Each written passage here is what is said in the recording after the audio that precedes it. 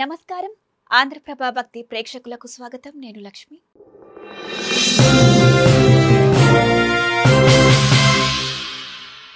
షిరిడి సాయిబాబా ఆయన దివ్యలీలలు అపూర్వం, అమోఘం. ఇది భక్తుల నమ్మకం. ఆయన చెప్పే ప్రతి మాట ధర్మం వైపు నడిపిస్తుందని ప్రగాఢ విశ్వాసం. ఆపదలో ఉన్నవారిని ఆదుకోవడం, కష్టాలలో ఉన్నవారికి ఎప్పుడూ అండగా నిలిచేవారు.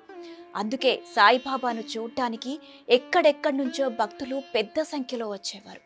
అసలు బాబా ఎక్కడ పుట్టారు, ఆయన పుట్టు పూర్వోత్తరాలు ఏంటన్న విషయం ఎవ్వరికీ సరిగ్గా తెలియదు. కానీ ఆయన ఒక సాధువు, యోగి. ఈ విషయం అందరికీ తెలుసు. కుల మతాలకు అతీతంగా బాబాను ప్రతి ఒక్కరూ ప్రార్థించేవారు.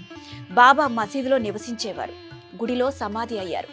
ఆయన హిందూ, ముస్లిం మతాల పద్ధతులను పాటించేవారు. భక్తులకు చెప్పేవారు, బాబా ఎప్పుడూ పలికే మాట సబ్కా మాలిక్ ఏకే, అంటే ప్రపంచమంతటికి ఒక్కడే దేవుడని అర్థం. చాలా మంది హిందూ భక్తులు సాయిబాబాను దత్తాత్రేయ అవతారం అయినటువంటి సద్గురువుగా భావిస్తారు.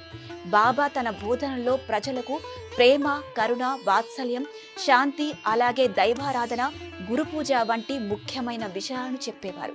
ఈ క్రమంలోనే ఆయన్ను దైవంగా భావించేవారు. అయితే సాయిబాబా హిందూ మతానికి చెందిన సాంప్రదాయాలను పాటించేవారు. అలాగే ముస్లిం మతానికి చెందిన పద్ధతులను కూడా పాటించేవారు. సనాతన జీవనంతో పాటు నమాజ్, ఖురాన్ గురించి చెప్పేవారు. ప్రతి ఒక్కరూ తమ జీవిత కాలమంతా నిజాయితీతో బతకాలని, ఇతరులను ప్రేమించమని, కష్టకాలంలో ఉన్నవారికి సాయం చేయమని చెప్పేవారు. శ్రద్ధతో ఏ పని చేసినా జీవితంలో విజయం సాధించవచ్చని, అసాధ్యాన్ని సైతం సుసాధ్యం చేయవచ్చని తెలిపేవారు. ఎలాంటి వ్యామోహాలకు లొంగకుండా సాధారణ జీవితం గడపాలని సూచించేవారు. అలాగే ఆయన కర్మ సిద్ధాంతాన్ని నమ్మేవారు. దీని గురించి ఆయన భక్తులకు ఉపదేశించేవారు కూడా. మహారాష్ట్రతో పాటు 2 తెలుగు రాష్ట్రాల ప్రజలు, గుజరాత్ ప్రజలు బాబాను ఎక్కువగా ఆరాధిస్తారు, పూజిస్తారు కూడా. అయితే ఆయన జననం గురించి ఇప్పటి వరకు ఎలాంటి స్పష్టత లేదు. కానీ కొన్ని కథనాల ప్రకారం బాబా మహారాష్ట్రలోని షిరిడి పరివాహక ప్రాంతంలో ఎక్కడైనా జన్మించి ఉండొచ్చని భావిస్తారు. అలాగే ఆయన పేరు హరిబాబు ముసాడి అయి ఉండొచ్చన్న అభిప్రాయాలు కూడా ఉన్నాయి. అయితే వీటిపై ఎలాంటి క్లారిటీ లేదు. తాను ఎక్కడ పుట్టారు, బాల్యం ఎక్కడ గడిచింది అనే విషయాలను బాబా ఎప్పుడూ ఎవరితోనూ పంచుకోలేదు. అలాగే అవి అవసరమని కూడా చెప్పలేదు. ఎందుకంటే పేరు, ఊరు తెలిస్తే ప్రతి ఒక్కరూ ఆ వ్యక్తి కులం ఏంటి, గోత్రం ఏంటి అనే విషయాలను చూస్తారు. ఫలానా మతానికి చెందిన వ్యక్తి అంటూ మనసులో ఒక ముద్ర వేసుకుంటారు. అయితే అనుకుంటా బాబా ఎప్పుడు తన పేరు కానీ, ఎక్కడి నుంచి వచ్చానన్న విషయం కానీ చెప్పలేదు. అయితే ఒక సందర్భంలో సాయిబాబా తన ప్రియ భక్తుడైన మహల్సాపతితో తన గురించి చెప్పారట. పత్రి అనే గ్రామంలో ఒక బ్రాహ్మణ కుటుంబంలో పుట్టానని, ఆ తరువాత ఫకీర్ సంరక్షణలో పెరిగినట్లు చెప్పారని ఓ కథనం ప్రచారంలో ఉంది. అలాగే ఫకీర్ భార్య బాబాను వెంకోస్ అనే గురువుకు అప్పగించారని, బాబా అతని వద్ద దాదాపు 12 ఏళ్ల పాటు శిష్యరికం చేశారని మరో కథనం కూడా ప్రాచుర్యంలో ఉంది. దీన్ని బట్టి చూస్తే బాబా పూర్వ జీవితం గురించి వివిధ అభిప్రాయాలు, కథనాలు ఉన్నాయి. బాబా తన 16 ఏళ్ల వయసులో, అంటే 1858లో మహారాష్ట్రలోని అహ్మద్ నగర్ జిల్లాకు చెందిన షిరిడి గ్రామానికి వచ్చారని తెలుస్తోంది. 3 ఏళ్ల పాటు అక్కడే ఉన్న బాబా ఆ తర్వాత కొంతకాలం కనిపించలేదట. మళ్లీ 1 ఏడాది తర్వాత బాబా షిరిడికి తిరిగి వచ్చారని నమ్మకం. ఈ క్రమంలోనే బాబా 1838లో జన్మించి ఉంటారని పలువురు అభిప్రాయపడుతున్నారు. 1858లో చాంద్ పాటిల్తో కలిసి బాబా షిరిడికి వచ్చారట. ఖండోబా ఆలయం వద్ద బాబా వారి బండి నుంచి దిగడాన్ని మహల్సాపతి చూశారట.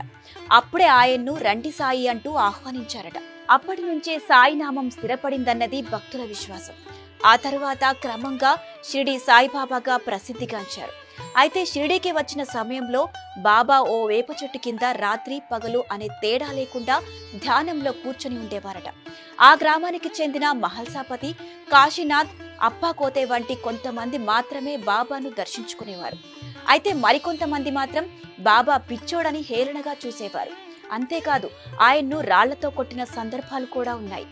ముస్లిం ఫకీర్లా కనిపించే విధంగా బాబా వస్త్రధారణ ఉండేది. ఈ కారణంగానే షిరిడి గ్రామంలోని పలువురు వ్యక్తుల నుంచి వ్యతిరేకతను ఎదుర్కొన్నారు. బాబా ఒక పాత మసీదులో ఉండేవారు, అదే ద్వారకామాయి. అక్కడ ప్రతి నిత్యం దున్ని వెలిగించేవారు. దానిలో నుండి విభూతిని తీసి తన దర్శనానికి వచ్చే భక్తులకు ఇచ్చేవారు. అలాగే వారికి ధర్మాన్ని బోధించేవారు, ఉపదేశాలు ఇచ్చేవారు. ఆయనే స్వయంగా వంట చేసి ప్రసాదాలను భక్తులకు పంచేవారు. బాబా ఎంతో ఉత్సాహంగా ఉండేవారు.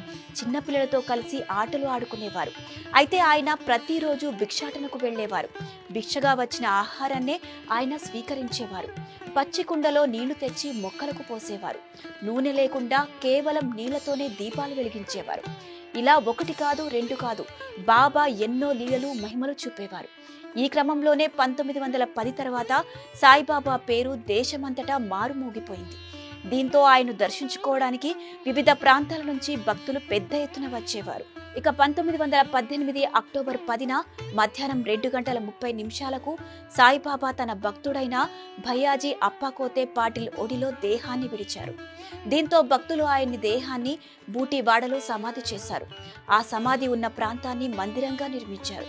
అంతేకాదు, తాను దేహాన్ని విడిచే సమయంలో భక్తులు ఎవరు కూడా బాధపడొద్దని చెప్పారు బాబా. తనను శ్రద్ధ, సబూరితో పిలిస్తే సమాధి నుంచే పలుకుతానని తెలిపారు. అందుకే ఆయన పిలిస్తే పలికే దైవంగా కొలుస్తారు భక్తులు. అలాగే కలియుగ దైవంగా భావిస్తారు.